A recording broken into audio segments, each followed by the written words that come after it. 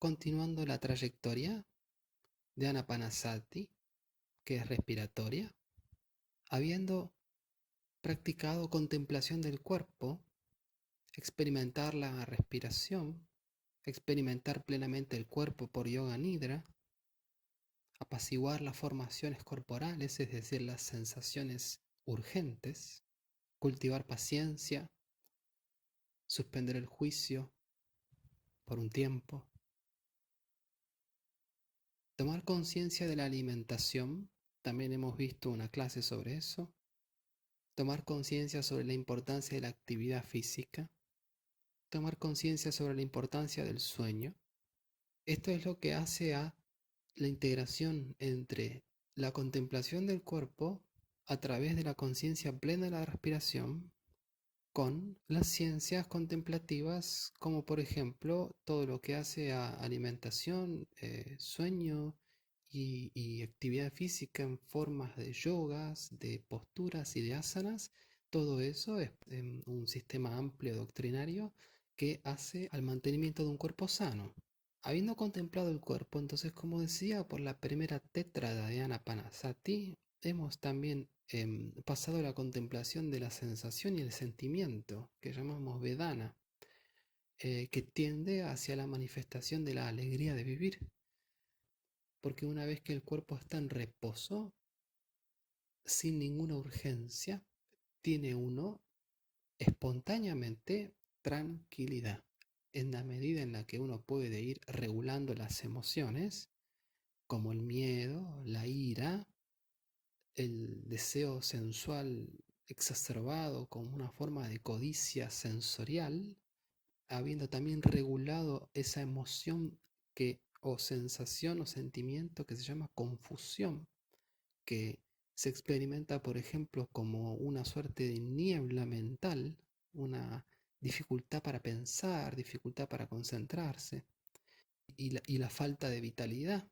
Esto es una de las cadenas más fuertes que unen las emociones y el cuerpo, porque la falta de vitalidad también nos dificulta aún más experimentar emoción. La falta completa de vitalidad se llama apatía, porque la vitalidad también está asociada a la motivación, y la apatía es una falta completa de motivación.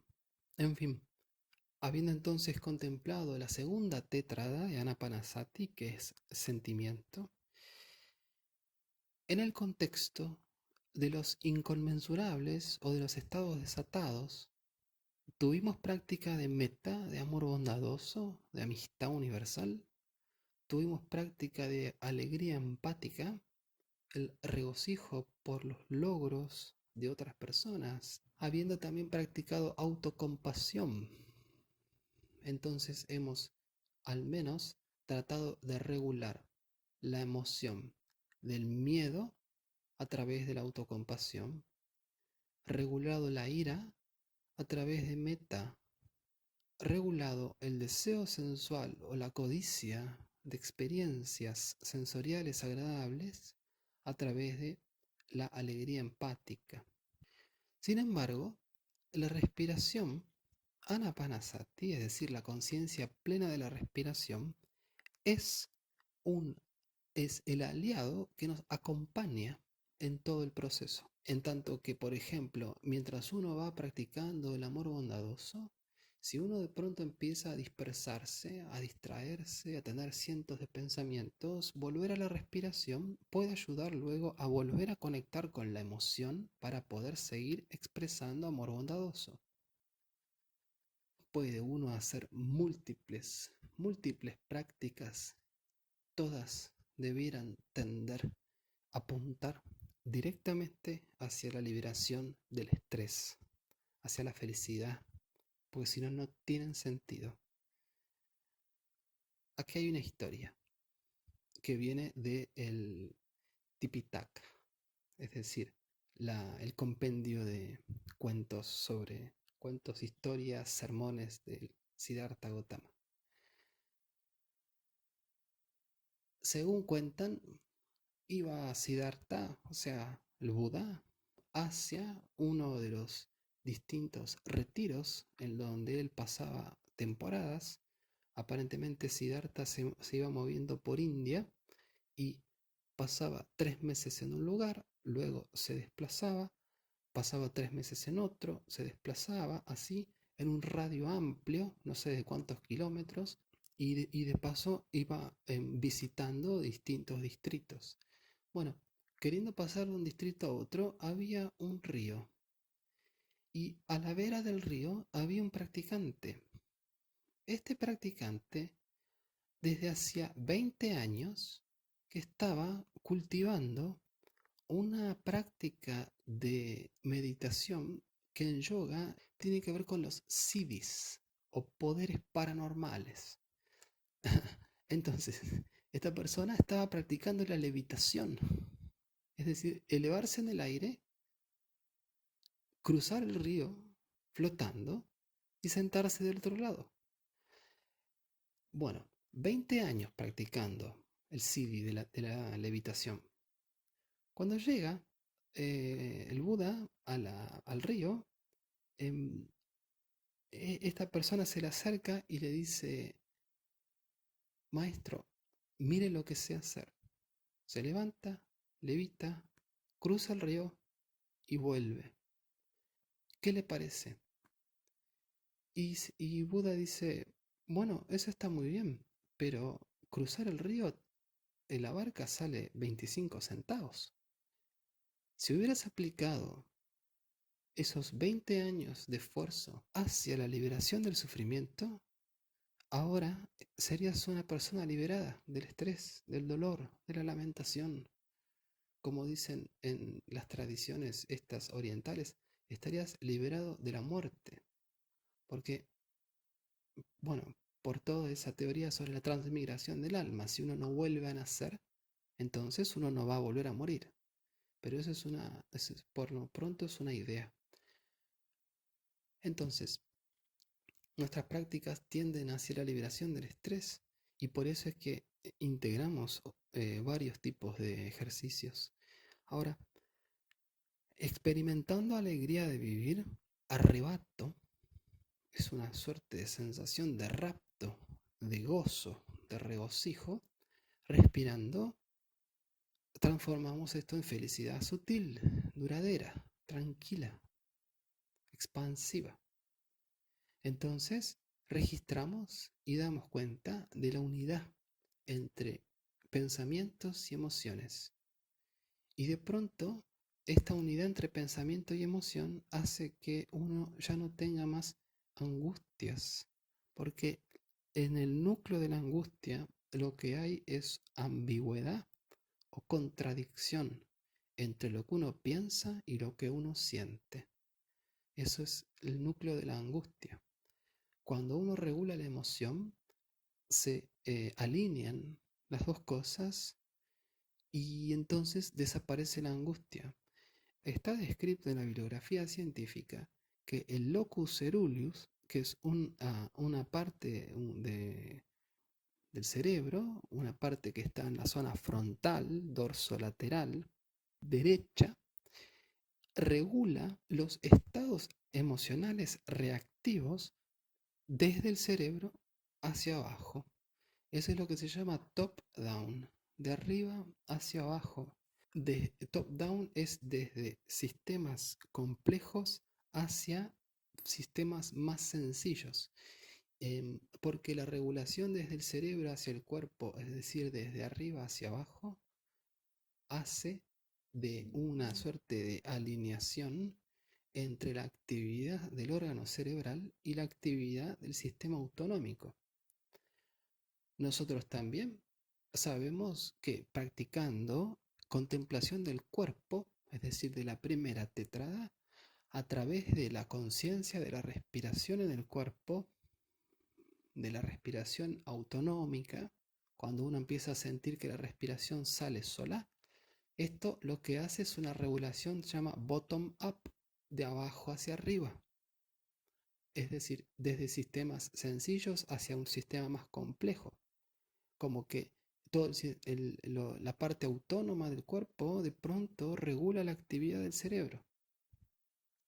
Bueno, entonces hay una evidencia que sustenta lo que se llama alinear o unificar el pensamiento y la emoción. Y de pronto entonces empieza uno a experimentar tranquilidad. Si en la primera tétrada el cuerpo entra en reposo, en la segunda tétrada lo que uno experimenta es tranquilidad.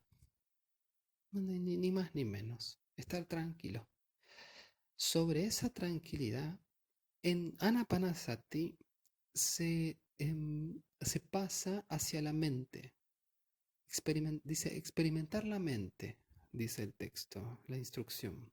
La mente que llaman chitta, que es la mente, no quiero decir baja, pero es la parte cognitiva de la mente, que son pensamientos que tienen forma, que son palabras, o sea, son semánticos, y son pensamientos que